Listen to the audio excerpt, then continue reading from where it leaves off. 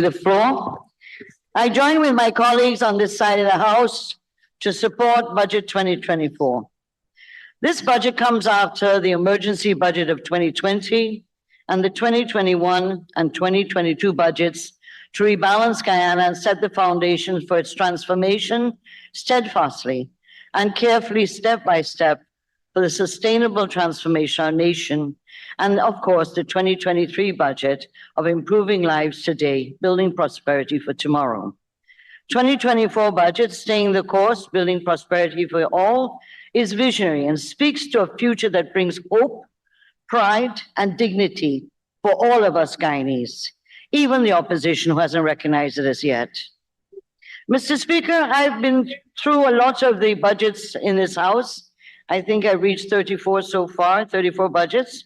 And since 2012, the APNU opposition has become more and more irresponsible and reckless and lacking in substance during these debates.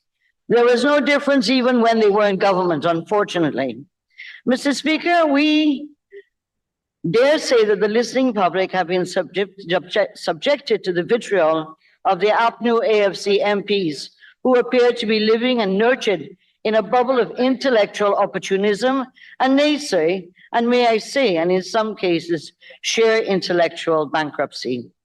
I say intellectual opportunism, Mr. Speaker, as repeatedly they have misquoted and misinformed about the contents of official, regional, and international reports and government documents over these last few days, as they've done in previous budgets, to prove a limited and jaundiced view of the progress Guyana is undergoing under the leadership of the PPPC. Mr. Speaker, we have heard a young MP speak earlier about the 2020 elections. And may I just ask the honorable member a question? And that is that, because certainly, Mr. Speaker, we know that a number of the election petitions that were laid in the courts have been dismissed, and that we also know that the observer missions, the United Nations, the Commonwealth, the European Union, and CARICOM all observed and stood in solidarity with the Guyanese people during the recount for the installation of the legitimate and duly elected government of this country. Is the honorable member, the young man, saying that these people, is he attacking the integrity of these international organizations who stated very clearly what had happened in Guyana? But Mr. Speaker, before I get them all antsy, they're quick to get antsy. They're blind to the physical changes taking place in every single community across Guyana, and in denial that the rapid and escalating transformation taking place all around them actually exists. They cannot understand how the PPPC government is able to do all this in 3 short years. Instead, they repeat ad nauseum the mantra copied from the honorable leader of the opposition: there is nothing in the budget. The budget will not put resources into the hands of the people. Budget is putting wealth in the hands of the PPP elites, family, friends, and favorites. Can't you come up with something more imaginative than that? Seriously? One MP went so far yesterday as to calculate that the largest wealth transfer will be 20 families in this honorable House. What was the basis for such a genius analysis? None. Just throwing sound bites across to catch the media.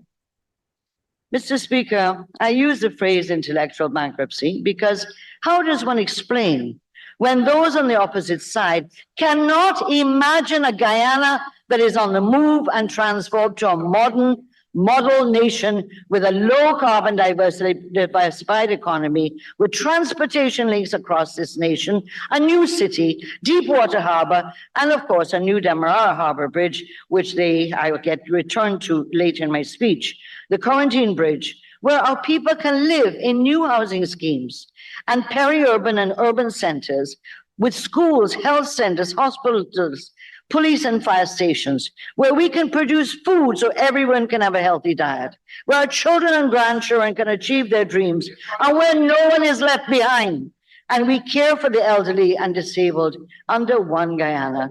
Why do we have a problem imagining this? I have wondered why. why the PNC, APNU, AFC, whatever they call themselves, couldn't imagine our Guyana reaching such heights, and instead adamantly refusing to be part of this vision and transformation process, and why instead they would try to undermine its progress. Short-sightedly, they don't want Guyana to be transformed into a modern developed nation under the PPPC government. Unfortunately, they would rather sacrifice Guyanese and Guyana to undermine the progress, as it was stated at a recent opposition rally of a few hundred people, and may I say, Mr. Speaker, mostly older folks like me, and no diversity, reflecting the diversity of our country, that the PPPC, in fact, the honourable member who is in this House, stated that the PPPC government must be stopped even before the 2025 elections. Mr. Speaker, threats, intimidation, regrettably, and I say it regrettably in all conscience, I have seen young MPs on the PNC side get mauled and distracted, and their political careers harmed by this PNC, APNU, AFC DNA that must be threats and intimidation and not about progress. Surely they must be envious, because in their period of government, they hopelessly had no vision, no roadmap to move Guyana. One must remember that they were not starved for funds. Yes, Mr. Honourable Member, it is no problem. I know it's hard to take. One must remember that they were not starved for funds, as the PPPC governments from 1992 to now, with a debt burden inherited from the PNC days in government. Despite this, the PPP left $10 billion in cash, about $450 million. We left about $18 billion in gold reserves. In 2020, when we came into office, it had fallen to approximately $600 million. The current account deficit in 2014 was about $400 million. In 2020, when we took over, was $1.8 billion. This is the height of incompetence and reckless and irresponsible leadership. From 2014 to 2019, export earners from the productive SEPA, my honorable colleague, Minister 𝐁𝐔𝐃𝐆𝐄 Mustafa, has given a breakdown on what happened to the agriculture sector. In fact, if we had taken the gold out of the equation of the export earnings in between 2015 and 2019, we were down 15%. We had gone down 15%. They gave salary increases to the public service and took it back with 200 taxes. Took out $200,000 out of the pockets of each family of this country in each year that they were in office. They scrapped the cash care program. And I remember in 2012, when the program was introduced in Guyana, that an honourable member who is present here said that the $10,000 was miserly and we should give more. Unfortunately, when the same person was part of the government of APNU AFC, the program was totally abandoned and all the children received zero. In 5 years, more than $10 billion was taken away from the ordinary working class families of our country. And assuming that the amount had remained at $10,000 per child throughout the 5 years, the fact is that over $10 billion over the period of the government was taken away from Guyana's children. Had the program continued, in fact, and had escalated in the price, in the cost as we're doing now, they would have distributed up to $38 billion between 2015 and 2020. Mr. Speaker, they spent over $1.4 trillion between 2015 and 2020, and there's nothing substantial to show for it. My conclusions are that the APNU AFC and their mother party, the PNC, has never gone through any catharsis so as to find their ideological and programmatical vision for Guyana. They have fed their supporters as a diet for over 50 years of victimology, racial division, fear and fiction and untruths, which they cannot extricate themselves from and change course. If you repeat a lie enough, you begin to believe your own lie. And so you cannot extricate yourself and refresh yourself and create a new PNC because you're so steeped in this DNA of violence, of racial division, of fear and fiction and untruths.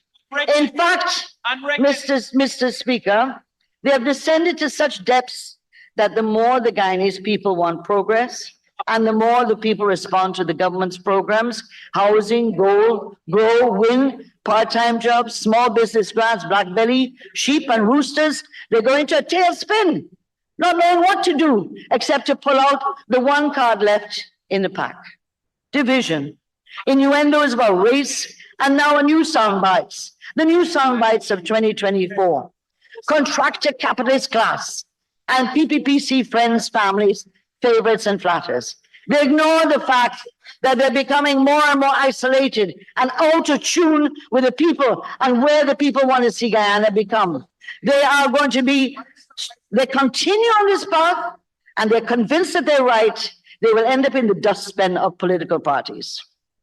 People want to move forward. They don't want to be dragged into the unpalatable cauldron of venom and toxicity. They want to get on with their lives, to have a house with some land, a car. Their kids are able to get a good education and access jobs and create businesses or farms, fish or some gainful economic activity. That the women and young people are not left out.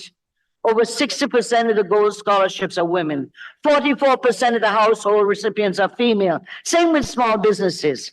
One of the challenges we've had over the years is the fact that we had a low participation of women in the economic sphere in Guyana. Always, all the ILO reports, all the reports. We are now reaching a point where women are becoming the dominating fact in micro and small businesses and activities. And of course, in the public sector, we already dominate. In the judges, we already dominate. In the magistrates, we already dominate. The 𝐃𝐄𝐓𝐄, oh yeah, Burnham. Yeah, right. That's why he rigged the election so he could stay in power. The 𝐃𝐄𝐓𝐄 does not understand this forward and progressive movement of people. In fact, they cannot comprehend it. It is unfathomable to them, while at the same time, each of the MPs also benefit from the measures the PPP government has introduced, as they should. The people like the budget measures. They understand what these will bring to their lives, and they want more, and they will get more as the country transforms. But they know that things are better and far better than under the 𝐃𝐄𝐓𝐄. Mr. Speaker, the NGOs have come forward and supported. And typical 𝐃𝐄𝐓𝐄 side, any organization that comes out and supportive of the government, they denigrate. This is their usual tactic. These are all cronies and the people controlled by the PPP. Well, Zadok Fellowship is a Christian organization that represents the majority of Christian churches in Guyana, evangelical, and they have come out with a strong support for the budget. You have the private sector, the Rupununi Chamber, which I don't have time to quote from them, but I suggest you go and read those statements because they're indicative of what are the desires of the people of this country. The root of the problem, Mr. Speaker, though, and this is my conclusion, is that the PPPC and the PNC 𝐃𝐄𝐓𝐄 parties have fundamental philosophical differences. This is why they have such problems understanding the budget and the transformation agenda and vision of our country. The PPP has chosen a path at national development of pro-growth, pro-poor, based on transforming the physical infrastructure of Guyana to open up the country to modernity, new areas of production and economic activity, thus creating new skill sets and jobs, new entrepreneurs, more farmers, on a principle of no one left behind. Hence the parallel investment in gold, grow, win, BIT, TVET, UG, and the new training center, new social welfare programs, and the enhancement, expansion of the present social welfare programs for the poor and vulnerable. And in the health and, of course, education, housing, and water sectors, we have seen amazing changes and opportunities created. Mr. Speaker, the PNC, unfortunately, has no such vision. And let me quote from no less than the Honorable Leader of the Opposition from his speech last year. And before I get that, because this, when you read the speech of last year, which on the last day presented a 22-point plan for the development of Guyana, this is one that is reactive and knee-jerk reaction. And it seems that the two media houses, certain two media houses, unnamed, set the tone and the subject areas and the opposition within hours picks up the issue and runs with it. It seems unable to even generate issues it should champion. When we look at the speech of 2023 budget and the 22 proposals for advancing Guyana, Mr. Speaker, we are looking at a proposal that sees development from a recurrent budget point of view. Spend money, give out handouts, but economy has to be driven by an engine of growth, by physical infrastructure, by investments, by expansion of the economy, by diversification of the economy, not by just, well, let's increase the salary of this, let's give out this, let's give out that, let's give out that. That is not, no, what we're doing is quite different, Mr. Maipon, honorable member. We're doing two things. We're on two tracks, pro-growth and pro-poor. So we're not the rabid capitalism that some of you are talking about on the House yesterday. No, no, no, no. This is where we're investing in the infrastructure, physical infrastructure, investing in the people of this country. But, you know, I went through diligently the proposals of the honorable member. There is not one proposal in this that relates to the economy. It is a proposal that came last minute. Your own people didn't even know what was coming because they'd never heard it before when you present the House. Because they didn't speak to these issues if this was your party's plan. But not one of them deal with the importance and to deal with two overarching issues we have had in Guyana for a long time, impeding the speed at which we could go in development. One was energy and electricity, which my honorable member, Charles Young Ramson, eloquently spoke about yesterday. If we do not solve the energy problem in terms of manufacturing and the growth of the economy, and also bringing down the price of electricity, it's important. Because that is what has held back the manufacturing sector. It has held back many of the sectors of Guyana, including the farmers, the rice farmers, and so on. So, Mr. Speaker, this has nothing about infrastructure as a driving growth of how it will create jobs, create manufacturing. So every road we're doing, there's more sand and gravel we need. And we're using asphaltic cement, concrete, that has to be produced. This is producing more, there's ripple effects in the economy. But I've heard in this House, this whole last 3 days, why are you building this? Physical infrastructure, why are you spending so much on this? It is looking in things in an analytical mind, in a silo mind, and not understanding the big picture. You don't get the big picture. You just don't. Mr. Speaker, don't tell me, Mr. Speaker, the proposals here are myopic and small-minded because they cannot see the breadth and the scope of how you drive a nation into national development, how you transform a nation, and you run on several tracks simultaneously, and there is uneven development. There will be uneven development. But you have to take the bullet and do it that way. This is myopic, as I said. Why hasn't the PNC-APNO-FC published their national development agenda? Don't tell me it's in the 2015 manifesto. Lord, don't tell me it's in the 2015 manifesto. That document is a hodgepodge of things thrown together, none of which together or on their own can transform Guyana, as it didn't when they were in government.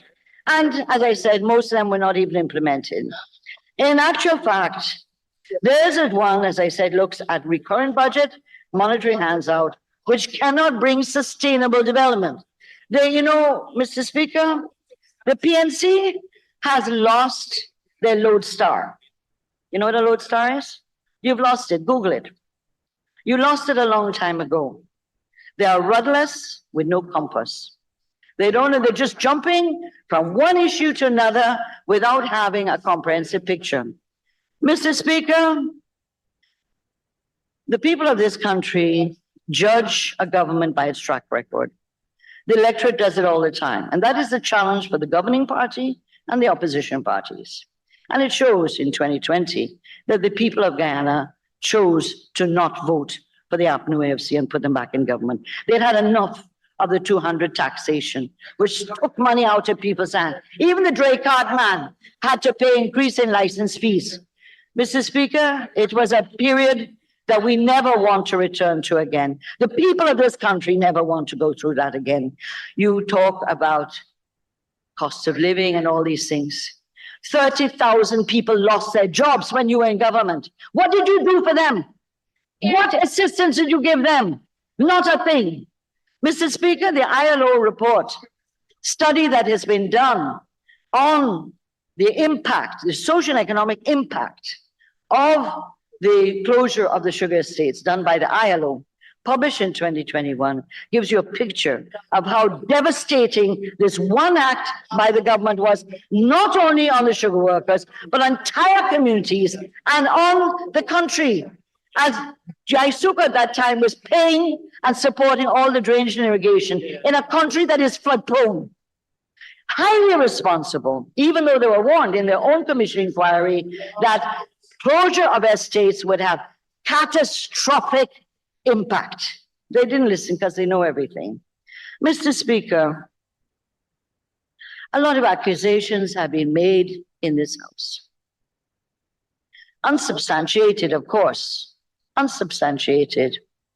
The opposition speaks of democracy, but calculatedly omit to tell the House that their government had the highest level of executive lawlessness in the history of our nation, with consistent violations of the Constitution over their term of office, which escalated after the no confidence motion and the 2020 elections, where the head of the OAS election observer team, former Prime Minister Bruce Golding, reported to the OAS Permanent Council that he never witnessed, quote unquote, such a transparent effort to steal an elections. Mr. Speaker, the issue of, Mr. Speaker, they have come to us about poverty. Unfortunately, some of them have not read the UNICEF report on Indigenous women and children in the period 2017, which was published by UNICEF in 2018, and in fact was circulated in the House. This shows the terrible poverty that was existing in the interior areas for women and children because of the lack of drugs, lack of textbooks, lack of water, etc. Mr. Speaker, we are righting the wrong, the injustice that was done to our Indigenous people. And we have been consistently from 1992 building the communities, even when we didn't have money, even when the debt crisis, we were in public debt thanks to the PNC up to here.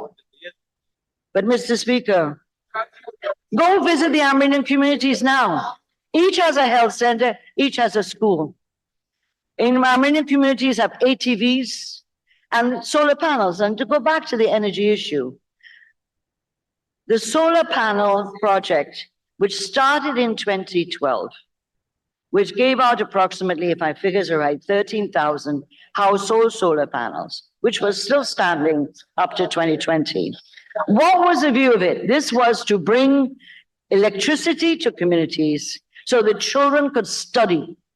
That was the objective of that. How could you as a child be studying, have no electricity, and you got a jug lamp? And this was what we innovated in 2012. In 2015, of course, it was abandoned. And the solar panels were taken and put on office of the President and State House. But Mr. Speaker, let me just give the example of Region 7 that has 22 villages, 21 villages, that 4,639 panels are designated to allotted there, of which 2,760 have already been distributed and given to the communities and accounted for, everybody signing for, Lower Mazaruni, Upper Mazaruni, Camarang, Kako, Ramadang so far. Region 7 is the most expensive region to do the distribution of solar panels because almost everything is by boat or plane. Mr. Speaker, we have references by other speakers to do with audits and procurement and other words that you're not allowing in this House. The audit reports of 2016, 2017, 2018, 2019, and 2020 are filled with case after case of breach of the Procurement Act and financial regulations.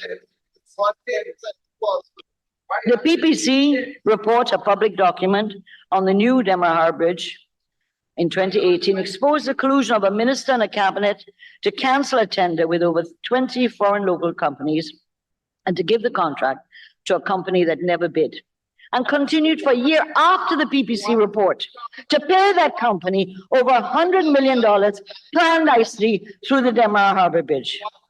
This new second-hand mantra is a second-hand mantra of the opposition, of friends, families, etc., and attacking contractors. Their finances and mentors have spoken about racial discrimination. But how does one know if a bidder is of one ethnic group or not? They ignore the thousands of small contracts at the local government level, regional and ministerial tender boards, contracts given to all ethnic groups who have a right to bid and be considered, and if responsive, they get the contract. Mr. Speaker, the raising of the income tax threshold to $100,000 per month will bring relief to an additional 13,000 people from paying any income tax and benefit thousands, including teachers, nurses, public servants, who get above that amount, who will now be able to increase their deductions by $100,000 when paying income tax, giving them more liquid cash and increase their purchasing power by $4.8 billion, an increase in disposable income, and provide $70 billion to businesses and individuals as the government's approach to contain the imported price increases, provide relief to the most vulnerable, and promote expansion of the productive activity and job creation. Mr. Speaker, we make promises as a party. We've kept our promises, and we'll continue to keep our promises, because that is the honor and the responsibility of our party to serve the people of this country, not to hold on to power and rig elections, as has been the track record of the opposition. The budget, Mr. Speaker, is a tangible expression of hope and optimism for the future. Development costs, sustainable development costs more in the initial phases. Infrastructural transformation is one of the fastest ways to expand and develop the economy and bring rapid benefits to people. And this is what we have done in the 21 to 23, investing heavily in people, especially the poor and vulnerable. How does one resolve the two overarching issues of both reliable energy and also communications? Not only ICT, but roads, bridges, aviation. We have to expend huge amounts of money on both, as expected and reflected in this budget. The revenue from the oil sector has given us the means to use these inflows now, not when oil runs out, to transform the infrastructure of this country. The legislative framework is being reformed and modernized. We brought 84 bills, including the single window platform bill, that will make doing business more efficient and less exposed to unsavory practices, because I can't call the other word in this House. Guyanese are ambitious and innovative, and they're jumping on the transformation bandwagon of Guyana. Mr. Speaker, I've heard about the accusations. Over 600 companies have registered with the local content in 2023. 1,000 small contractors have been encouraged and assisted to get registered and bid for small contracts across the country. Each of these hire 5 people minimally. By that group alone, increase in providing jobs for over 5,000 people. By the way, a number of these small contractors are female. Mr. Speaker, on the Amerindian village councils are being given contracts to build roads and infrastructure in their communities. Roads and bridges are being built. Houses are being built. Water is coming to communities that never had. Street lights are going up. Demand for skilled workers in masonry, steel bending, electricians, engineers, heavy-duty drivers, plumbers, in high demand. The country is getting more connected so that more services will be available online. We have shortage of skilled workers in many sectors, and hence the investment in the Board of Industrial Training, the TVET, WIN, GOAL, UG. And by the way, to do with UG and GOAL, this argument that is a fictitious argument that's been created by the PNC.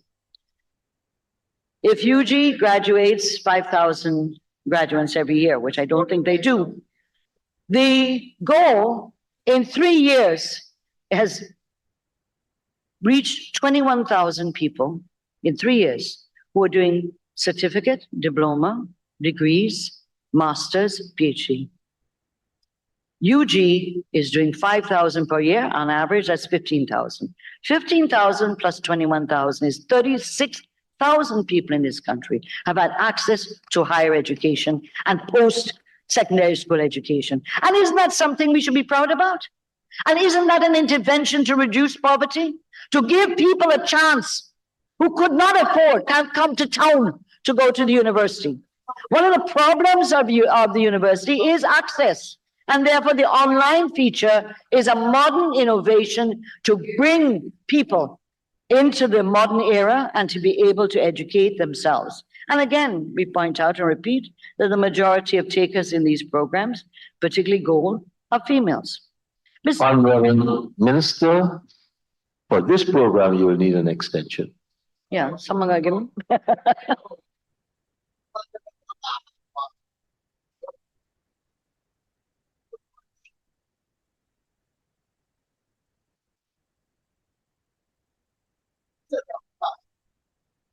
Thank you, Honorable AG. Honorable Minister.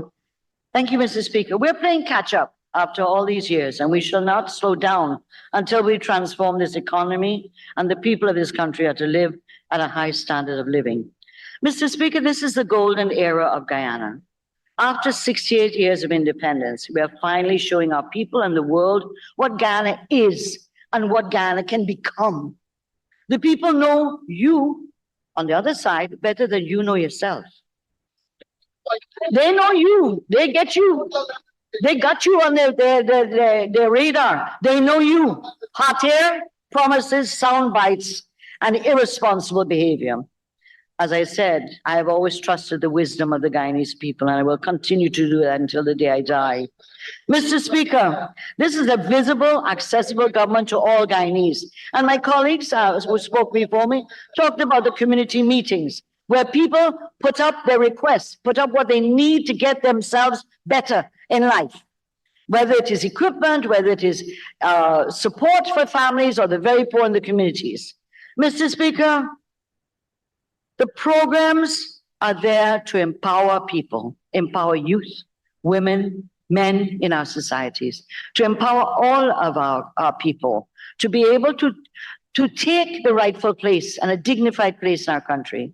You know, there's a philosophy that says that two views, as I said, we have philosophical differences. The one view is give a man a bowl of rice if he's poor. The other one, give him a fishing rod and let him fish. The PVP is on the second track.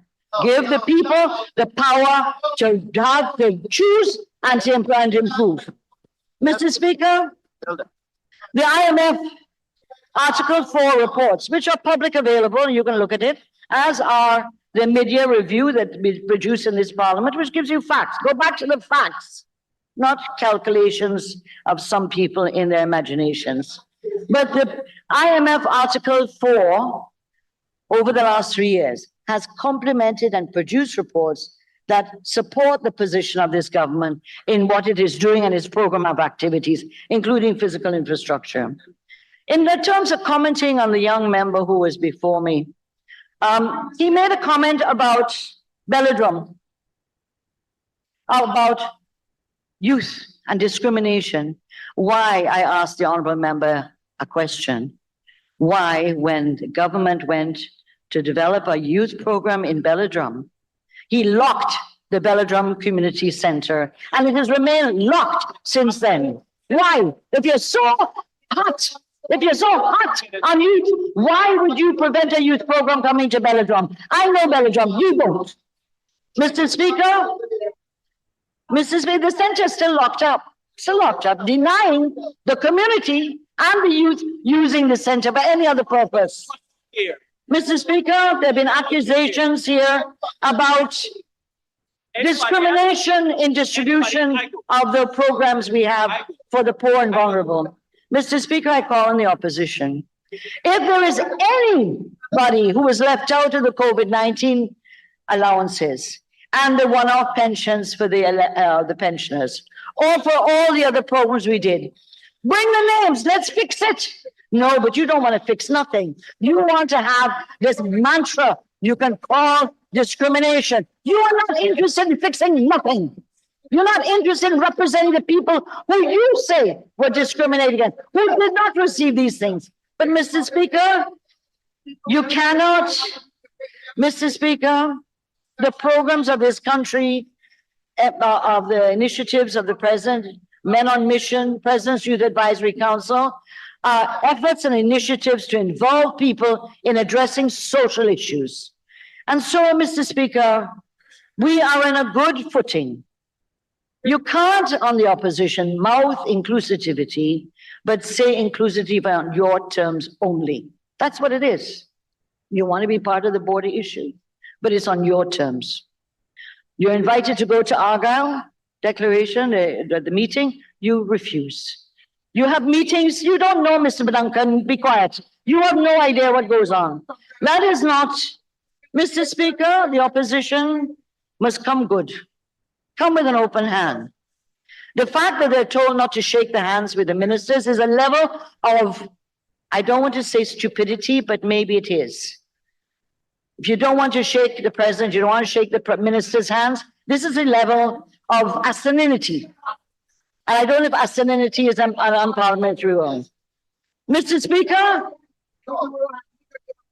time to stop, opposition must time to stop playing games and attempting to blackmail the government to do what you want and ignore the rest of the stakeholders.